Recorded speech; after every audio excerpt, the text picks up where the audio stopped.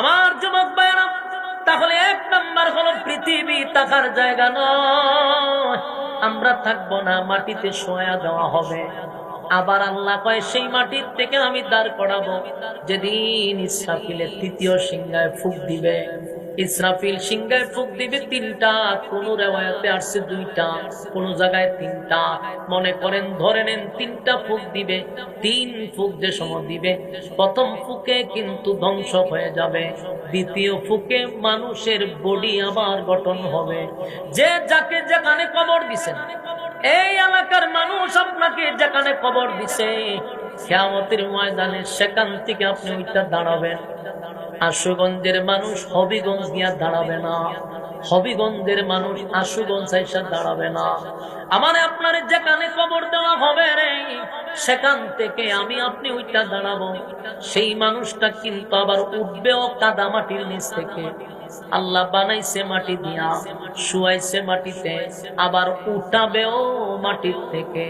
কাদা মাটির নিচ থেকে মানুষগুলা ওইটা যখন দাঁড়াবে, উলঙ্গ অবস্থায় কিন্তু দাঁড়াতে হবে। কারো শরীরে কোনো কাপড় থাকবে না। যত বড় দেশের প্রেসিডেন্ট হন, শরীরে কোনো কাপড় নাই, উলঙ্গ অবস্থায় আল্লাহ দাঁড় করাবে। শুধুমাত্র কেবলমাত্র একজনের শরীরে কাপড় থাকবে, যিনি সমস্ত নবীকুলের সম্রাট, দু জাহানের বাদশাহ, নবী মুহাম্মদুর রাসূলুল্লাহ সাল্লাল্লাহু আলাইহি ওয়াসাল্লাম। আমার নবীকে আল্লাহ হাসরের মাঠে কাপড় পরিধান করাবে, এমনকি জান্নাতি পোশাক পরাইয়া হাবিবে কিবরিয়াকে হাসরের মাঠে জিবরাইল দাঁড় করাবে। আমার নবী ছাড়া কারো শরীরে কোনো কাপড় থাকবে না, উলঙ্গ অবস্থায় দাঁড়াবে।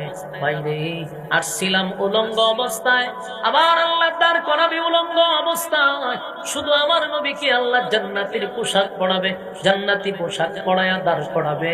আমার যুবক ভাইরা, আর নবী ছাড়া কারো শরীরে কোনো কাপড় থাকবে না। এই বিষয়টা নিয়ে আম্মা জান আয়েশা সিদ্দিকা রাদিয়াল্লাহু তাআলা আনহা নবীকে জিজ্ঞাসা করছিল, পয়গম্বর, হাসরের মাঠে কি সবাই উলঙ্গ হইয়া দাঁড়াইব?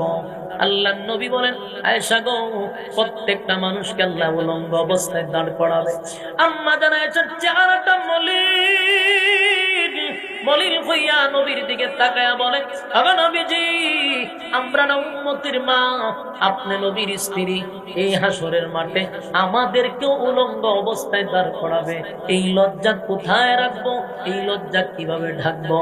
আল্লাহর নবী বলেন, আয়েশা রে, এটা দুনিয়া না, দুনিয়া না, এটা কঠিন একটা জায়গা। সেই